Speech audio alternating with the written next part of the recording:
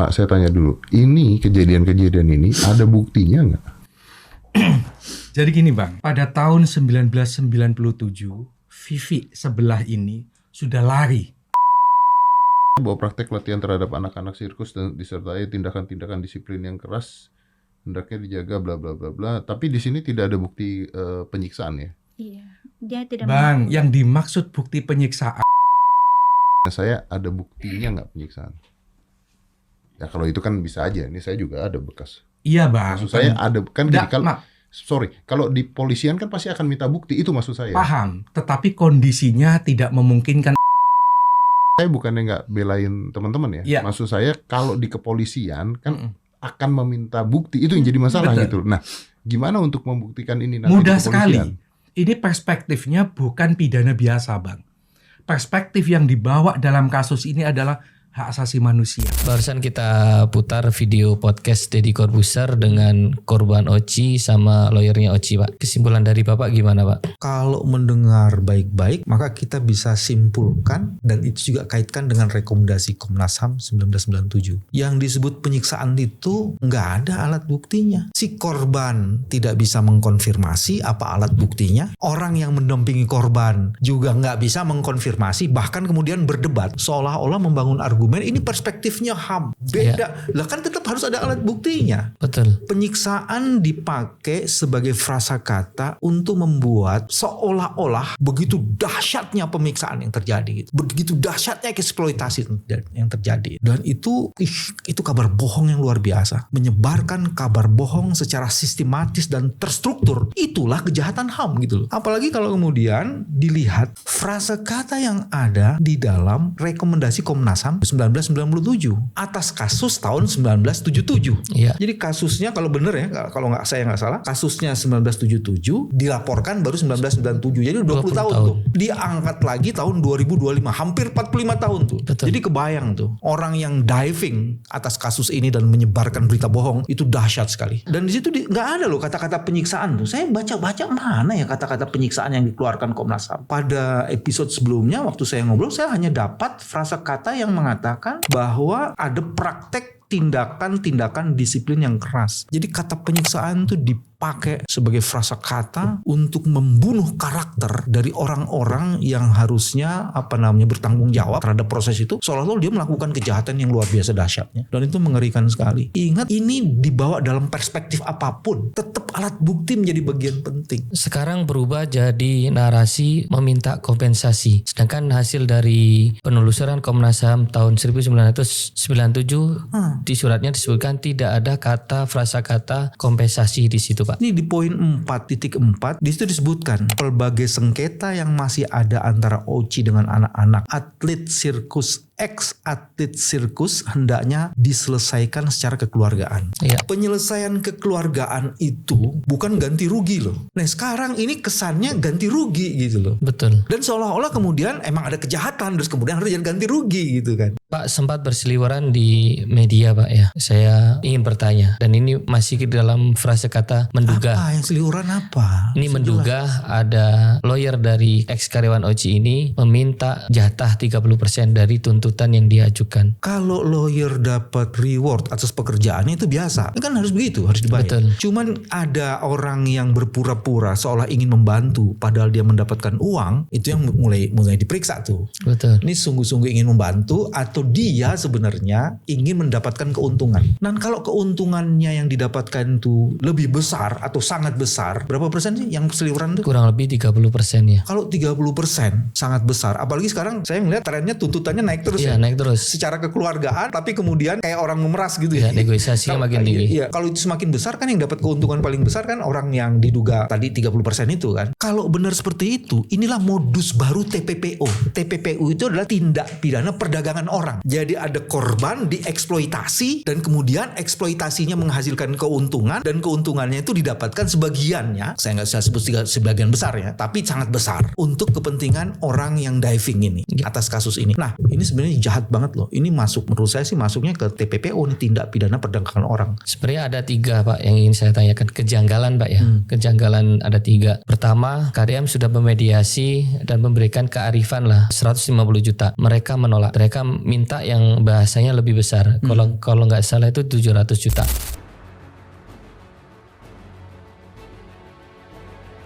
Sedangkan TSI tidak menyanggupi Sekarang itu. katanya naik lagi 2M. Cuma saya nggak tahu tuh. Ya, Benar TSI apa tidak nggak, mesti menyanggupi dikonfirmasi. itu, dia hanya menyanggupin 200 juta. Ya, mereka masih tetap minta. Ya, sehingga di sini saya menaik yang pertama, Pak BW ditunjuk sebagai lawyer TSI. Di luaran sana banyak video yang menyayangkan Pak BW menjadi lawyer TSI. Di sini saya meminta alasan Pak BW. Sebenarnya haknya sih Pak BW untuk menjadi lawyer siapapun. Cuma di sini kan karena ada kata korban, walaupun itu masih dalam frase kata belum bisa dibuktikan. Menurut pengakuan dia sebagai korban, itu gimana Pak? Yang pertama begini kan, ketika masuk ada case, mereka kan harus dilihat case-nya. Iya. Biar benar-benar diperiksa tuh kasus itu. Apalagi sudah ada lawyer kan. Jadi tidak mungkin juga tiba-tiba masuk di kasus yang sudah ada lawyernya. Tapi kan ketika kita periksa, maka kemudian kan value kita kerja tuh. Betul. Ini case-nya case bener apa enggak? Ini case-nya case main-main apa enggak? Tapi kan kemudian nalar profesional juga kan jalan kan. Bukan Betul. soal keprihatinan. Ini kejadian tahun 77, 97 sudah dilaporkan. Ada rekomendasi Komnas HAM.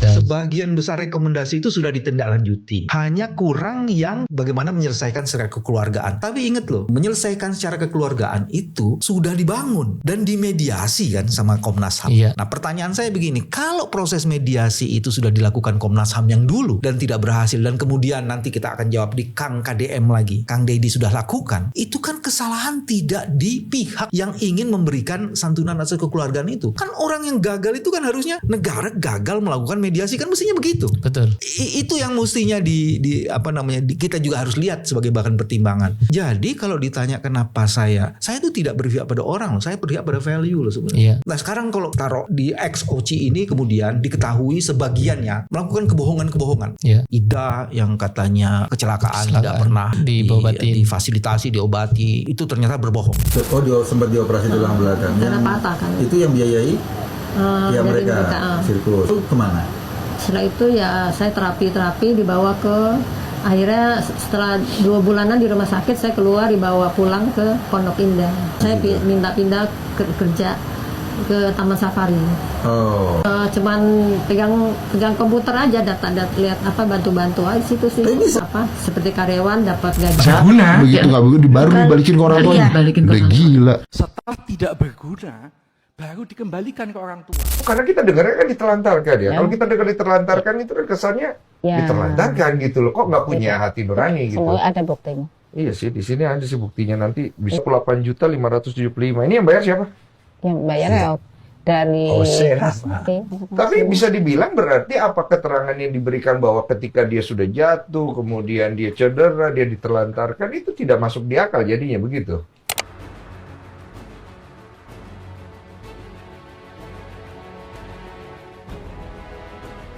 Terus kemudian ada beberapa pernyataan Vivi pun perlu diklarifikasi dan dikonfirmasi ulang karena ada yang tidak cocok di sebagian besarnya.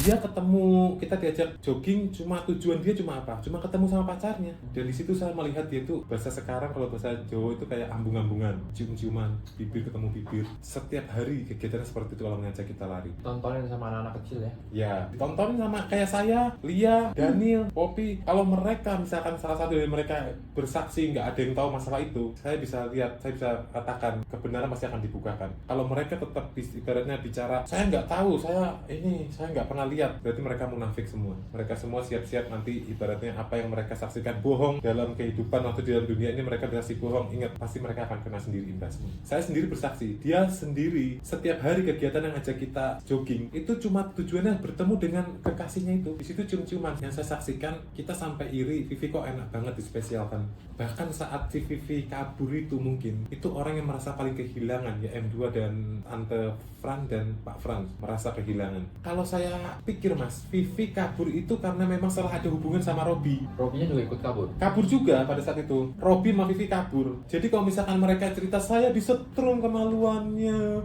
sampai bikin cerita-cerita drama-drama nangis seperti itu, saya geram. Kawin lari. Sebenarnya kawin lari, cuma karena kawin lari mereka nggak punya biaya, akhirnya dibikinlah versi cerita seperti ini untuk mencari keuntungan gitu loh. Terus apa yang mau dikasih orang nggak ada penyiksaan kok, seperti nangis-nangis, drama nangis-nangis gitu, itu nggak pernah saya mengalami penyiksaan. Orang dia loh setiap hari ketemu sama kita loh, selalu bahagia. Nah kalau kemudian kamu menangani orang-orang di mana kamu kemudian berbohong, kira-kira kalau kamu sebagai lawyer itu gimana? Itu jadi masalah loh. Betul. Itu, waduh. Nah kalau kemudian kamu meneruskan kebohongan itu dengan standar profesionalitasmu, itu bahaya banget tuh. Standar profesionalitas apa yang memakai kebohongan sebagai dasar untuk memberikan judgement, itu mengerikan sekali itu. Nah ini yang mestinya difahami gitu loh. Yang kedua yang tadi yang menarik ini, sebenarnya di KDM ini ada 3 loh isunya. Satu, KDM dengan kemampuan dan respon itu dia mencoba menangani kasus ini, jadi dia cukup responsif. Dari situ kan perlu diapresiasi. Dan yang kedua, jangan lupa loh, saya dengar dari teman-teman lawyernya Oci, saya dengar perkembangannya dari kasus KDM itu semua itu ada tindak lanjutnya tuh, sudah ada buahnya. Katanya ada beberapa orang yang sudah bisa dimediasi dan menerima rasa kekeluargaan itu. Jadi udah dibangun ini rasa kekeluargaan ini, bahwa semuanya belum, ya pasti. Cuman sekarang udah paham dan bilang ada 6. Dan sekarang udah bertambah lagi. Jangan-jangan informasinya seperti udah 9 atau 12, saya nggak ngerti.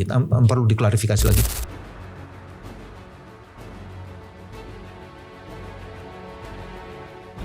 Tapi yang paling menarik adalah ketika KDM melakukan ini, banyak orang, dan di sebagiannya orang, mungkin saya menduga keras, orang-orang yang diving atas kasus ini melakukan tekanan terhadap KDM, membuat pernyataan-pernyataan yang menyudutkan KDM. Nah, lagi-lagi saya ingin mengatakan, ini apa karena sebenarnya dia memang tidak suka kepada KDM? Ya, kalau ini saya mau bertanya Pak, kalau Bapak tadi udah bicara sampai ke situ, ada pertanyaan yang mungkin halayak belum pernah menanyakan hal itu Pak. Lawyer dari ex-OCI ini, M. Soleh adalah kader dari Nasdem, dan Nasdem ini bukan pendukung dari KDM. Apakah bisa ditarik ke sisi politiknya? Ya karena sekarang ini kasus yang 45 tahun yang lalu sudah dikerjakan, sudah ada SP3 dari Polri, udah 45 tahun baru ini dinaikkan, dan lawyernya apakah ini kebetulan dari kader Nasdem yang notabene dia bukan pendukung dari KDM di Jawa Barat. Agak sedikit kesinambungan mungkin, apakah bisa ditarik ke situ Pak? Karena ngotot banget Pak. Sedangkan sekarang kan KDM sedang naik-naiknya Pak. Jadi dia mungkin berselancar di situ untuk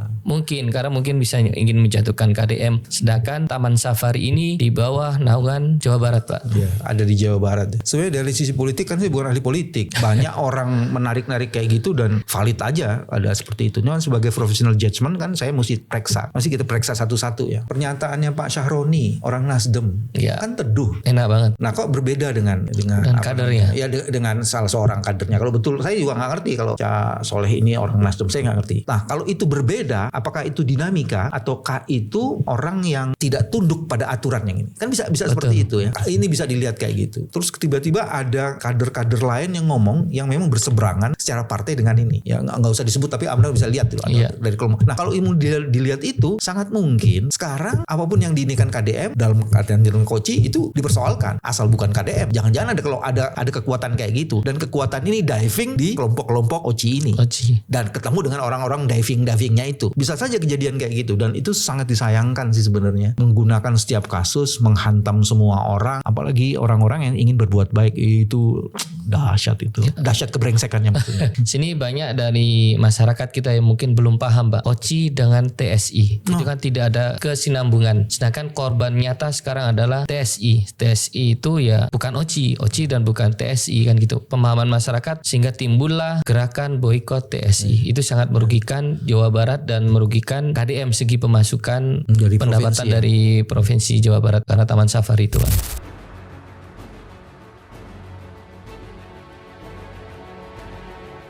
ada 66 ex-karyawan OCI yang mengatakan bahwasanya di OCI tidak ada penyiksaan sebagaimana apa yang disampaikan Vivi di media gitu Pak. Itu ada 66 orang membantah itu, dan ini ditandatanganin tahun 1997 Pak. Gini. Bukan barusan ini, tapi waktu dinaikkan kasus. Isinya apa coba? Ini yang Bang Hamdan bilang kan disebutnya apa? Vivi berbohong di situ ya? Bukan? Ini menyatakan dengan ini Saya lupa itu. saya apa isinya? membacakan Pak ya isinya biar komplit Pak. Ini ditandatanganin tahun 1997 tanggal 20 Maret. 66 orang bertanda tangan di bawah ini menyatakan dengan sesungguhnya bahwa apa yang disampaikan oleh Vivi kepada seorang anggota Komnas HAM dan media massa adalah tidak benar dan merupakan pemutarbalikan fakta belaka. Untuk itu kami semua sebagai anggota Oriental Circus Indonesia dengan tegas menyatakan bahwa selama kami berada di Oriental Circus Indonesia, hal-hal yang disampaikan tersebut di atas tidak pernah terjadi. Sekian pernyataan ini kami buat dengan sebenar-benarnya dan tanpa tekanan dari manapun, dan pernyataan kami semua dapat dipertanggungjawabkan secara hukum. Tanda tangan bermaterai Rp1.000, Riau 20 Maret 97 tahun 97. Itu ketikan atau tulisan tangan? Ini ketikan itu Pak, tek gitu. Ya, yang saya tahu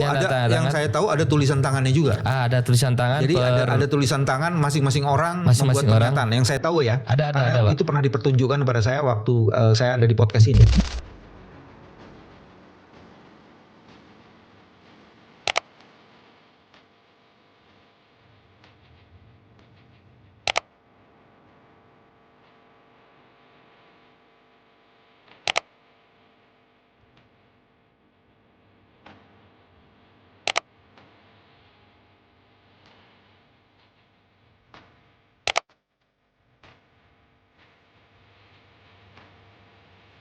Dia tanggal 24 Maret dia membuat surat pernyataan itu Pak. Ya, jadi pertama ada tulisan tangan. Ya. Kalau tulisan tangan itu kan bahasanya mereka. Ya, dengan beda-beda model penulisan jadi Pak. satu. Jadi dengan begitu orang itu mengkonfirmasi pernyataannya melalui alat bukti surat gitu kan. Satu itu. Terus kedua, kalau kita mengkuantifikasi jumlah orang berkaitan kebenaran, maka kemudian apakah kita harus mendengar satu orang itu? Tapi kan nggak boleh begitu juga. Betul. Makanya kemudian alat bukti jadi penting gitu loh. Di berbagai tempat begitu ditanya seperti tadi pertanyaanmu yang pertama, mana alat bukti penyiksaannya atau bukti penyiksaannya, nggak ada. Dan kebayang kan, kemudian dipakailah argumen kita melihatnya dari perspektif HAM. Memang kalau perspektif HAM nggak pakai alat bukti. Dan sudah ada Komnas HAM menyatakan kayak gini. Anda nggak percaya sama Komnas HAM? Saya lebih percaya Komnas HAM daripada omongan orang yang tidak mempunyai dasar dan kemudian ngomong macam-macam dengan membuat ini perspektifnya beda. Beda apa perspektifnya? Ngawur aja gitu loh. Yang kalau udah ngawur-ngawur gini kan susah. Karena kita nggak bisa berdebat secara ngawur gitu. Ini perspektifnya perspektif apa? Berada apa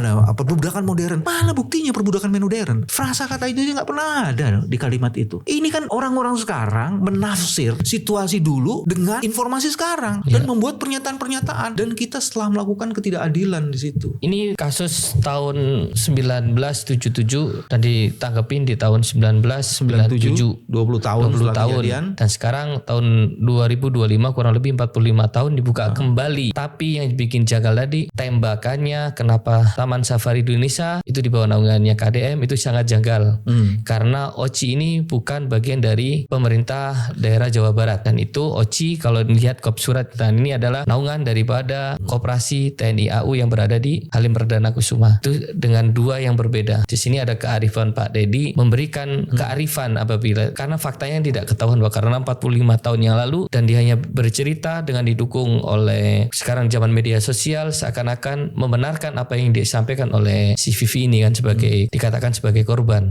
Dia berkata itu karena merasa punya masa sebagai korban karena sekarang lagi rame kasus-kasus tentang penyiksaan, dan dia diving di ketenaran Pak Dedi Mulyadi sehingga Pak Dedi diseret-seret ke sini. Sebenarnya ya itu tadi, maka muncullah spekulasi ini kasus seakan-akan berbau politik karena emang tidak ada hubungannya ini OCI dengan TSI, tapi Dedi ditarik gitu Pak. Kesimpulan saya kasus ini dipolitisasi, ya. Satu pasti dipolitisasi. Makanya ada yang diving dan macam-macam itu. Terus setelah dipolitisasi, terus di playing victim. Setelah playing victim itu untuk naikin posisi bargaining sebenarnya. Ya, bargaining negosiasi Pak. Dengan negosiasi itu kemudian muncullah kan ada sekarang muncul bukan kekeluargaan munculnya ganti rugi, kompensasi, itu munculnya kalimat-kalimat. Itu sebenarnya dalam rangka dugaan saya dalam rangka itu menaikkan bargaining position itu. Itu yang kedua. Terus yang ketiga, cuman dia tetap mau diving nih, dia nembak lah itu. Ya orang kira-kira orang yang bisa dimanfaatkan untuk itu. Satu, dia tembaklah TSI. Iya. Karena kemungkinan TSI harus bertanggung jawab jawab dong gitu kan. Ini dia mau tarik seperti ini. Jadi TSI itu dikorbankan. Tapi orang-orang yang kayak gini memang nggak begitu penting kan siapa yang mau dikorbankan. Yang penting dia mendapatkan sesuatu dari cara-cara bermain yang diving ini. Jadi seperti itu kan. Ada yang menarik nih Pak. TSI itu naungan Jawa Barat, OCI naungan Koperasi Kopau AU ya, TNI AU ya, Halim Perdana Kusuma. Info yang kami dapat, Vivi kerja di TSI itu kurang lebih 2 tahun atau bila dibilang diperbantukan oleh OCI. Itu penjelasannya gimana Pak? Jadi gini, hampir sebagian besar orang OCI itu memang tidak bekerja di TSI karena memang tidak ada kaitannya, bukan satu entitas. Nah, si Vivi itu memang diperbantukan cuma 2 tahun dan itu dari seluruh orang OCI hanya Vivi saja. Baru yang kedua sebenarnya ada satu lagi, Ida, ketika ada kecelakaan itu. Ya, yang diobatin oleh diobatin OCI. itu baru kemudian Ida tuh kalau nggak salah saya dengar tuh sekitar 5 tahunan. Ya, cuma 2 orang itu saja. Memang yang kejadian yang kemudian diperiksa Komnas HAM itu sebenarnya awalnya ada yang dari tahun 70-an, tapi juga ada sebagian tahun 80-an. Jadi artinya tuh memang rata-rata udah belasan tahun gitu ya. Kalau nggak mau disebut dengan puluhan tahun ya. Ya ketika ngelapor ke Komnas HAM terus baru kemudian itu lapor lagi, diangkat lagi oleh orang-orang yang diving ini dalam kejadian tahun-tahun terakhir ini. Kira-kira gitu sih informasinya. Ya, diceritakan Vivi kan ada penyiksaan di OCI atau yang sudah diperiksa Pak ya tahun 1977. Sedangkan Vivi sendiri kerja baru 2 tahun. Iya, jadi bagaimana dia bisa menghubungkan dengan TSI? Iya, terus dan dia kan mengakui sebagai karyawan OCI, Iya, bukan TSI. Memang dia ini OCI. Waktu diperbantukan, sepengetahuan saya, itu pun gajinya tetap dari OCI loh. Kalau garis besarnya Pak ya, apakah boleh dibilang itu ya outsourcing zaman dulu seperti itu Pak? Nggak tahu. Nggak logiknya kan dia dipekerjakan di sana, boleh dibilang kan. Tapi kalau outsourcing itu kan dia bukan pegawai tetapnya TSI kan. Iya, diperbantukan mungkin dia punya keahlian tertentu mungkin. Iya. Tapi jangan pakai istilah outsourcing karena nggak dikenal. Ya penugasan lah Pak ya. Nggak tahu juga saya. Pokoknya diperbantukan, apakah itu penugasan enggak? Cuman hanya satu orang dan kemudian Ida setelah dia punya masalah dengan kesehatannya. Cuman 2 orang itu. Nah itu untuk menunjukkan memang nggak ada antara OCI dan TSI itu 2 entitas yang berbeda. Ini 2 manajemen yang berbeda. Ini sangat menarik Pak karena yang diangkatnya itu TSI-nya bukan OCI-nya. Kenapa kalau memang ada penyiksaan di OCI, tentunya banyak karyawan OCI yang berteriak. Buktinya tadi ada 66 karyawan OCI mengatakan tidak ada penyiksaan. Makanya kalau di rap semua kan ya, satu memang kasus ini didaur ulang, tidak hanya diamplifikasi dengan cara-cara yang lebih canggih, dan itu artinya memang ada yang diving, ada engineeringnya, ada proses engineeringnya di proses ini. Nah kalau dilihat lagi dikaitkan dengan kompensasi dan macam-macam, ini untuk meningkatkan posisi bargaining ya kan, dan ini jahat banget. Makanya saya bilang tadi kayak TPPO itu ya, itu perdagangan orang itu, karena memperdagangkan ex OCI ini. Jadi itu yang sangat mengerikan sekali. Terus yang ketiga, dari sini kemudian dia menyerang siapapun yang membantu TSI atau yang mencoba meluruskan informasi ini. Dia dibikinlah judgement macam-macam kayak begitu. Dan itu dia fabrikasi, dia produksi itu. Nah yang jadi korban salah satunya adalah KDM misalnya. Kalau betul dia jadi korban, ya dia salah satu yang ditembak sebagai korban karena dirugikan secara itu Pak. Iya, karena justru KDM yang ingin mencari jalan keluar itu kemudian dan mencoba secara kekeluargaan seperti rekomendasi Komnas, itu malah kemudian dia ada sisi tawar-menawar angka. Ya, malah kemudian dia dipersoalkan dan ya sudah buzzer-buzzernya orang-orang yang diving itu bekerja melakukan proses-proses kayak gitu. Nah, menurut saya ini dihentikan, biarlah para korban itu berkomunikasi langsung dengan orang-orang yang sekarang mewakili OCI, dan fungsi TSI adalah mencoba membantu mengakomodasikan mereka. Ya kan, itu jadi penting itu supaya kemudian ini selesai. Kalau enggak ini orang-orang yang itu saya khawatir terus terang, saya khawatir sekali. Orang-orang ini dijanjikan sebagai korban tuh dijanji-janjiin. Itu ada pola kayak gitu, dijanji-janjikan, makanya kemudian dia dibawa kemana-mana. Dibawa kemana-mana itu ada salah satu siasat untuk mengatakan nih, ini sedang kita angkatin kasusnya ini supaya kemudian bargaining posisinya naik. Dan ini jahat sekali. Ini kualifikasinya TPPO nih, perdagangan orang-orang ex OCI diperdagangkan. Bisa kayak begitu tuh judulnya. Kita menduga ini kasus TPPO nih sebenarnya. Ya, tidak salah jika ada prasangka bahwasanya ada lawyer yang notabene adalah dari partai tertentu, sebut aja Nasdem tadi, yang bukan pendukung dari Deddy Mulyadi yang sekarang sedang getol istilahnya kan, getol untuk menyuarakan OCI ini Pak. Wallahu alam, untuk orang-orang politik saya, orang lawyer saya nggak berani. Kalau ini kan karena Deddy Mulyadi ditarik-tarik Pak. Dan kenapa baru 45 tahun dan tahunnya Deddy Mulyadi ketika sedang naik daun jadi pembicaraan. Maksudmu tidak di era Ridwan Kamil gitu? Ya Bapak yang ngomong. Iya. Ada era Ridwan Kamil, juga ada era Pak Aher dulu. Oh, gitu. Ada Pak Aher, bisa dicari tahu nanti ketika Ridwan Kamil dulu dukung partai siapa tuh gitu. Pak. Iya, oke. Kayaknya Mungkin politik itu yang diterus-terusin deh. Walaupun kita tahu sedang mereka lagi mempolitisasi itu. Cuma ini kan edukasi ke masyarakat agar tidak ke bawah narasi. Oke lah, kita juga tidak sepakat dengan penyiksaan, kekerasan. Sampai kita tidak membenarkan kebohongan. Jadi bukan penyiksaannya, kebohongannya yang kita garis bawahi. Karena orang bohong ketika dapat dukungan oleh masyarakat tidak tahu fakta cerita penuhnya, jadi dukungan seakan-akan membenarkan kebohongan itu, Pak. Kebohongan bekerja dengan logiknya dan dia hanya bisa dilalui dengan kebohongan yang lain. Betul. Fabrikasi kebohongan. Kita tidak mau menambah dosa kita, Pak. Udah, terima kasih, Pak. Nanti kalau ada update lagi akan saya tanya lagi ke Pak Bewi. Hostnya namanya siapa sih sebenarnya?